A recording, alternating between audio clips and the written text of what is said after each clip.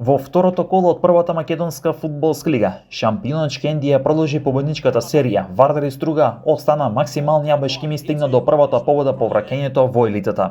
На арената Торо Проески во Скопје, работнички претрпе пораз пред својата публика, откако загуби од Бешкими со резултат од 0-2.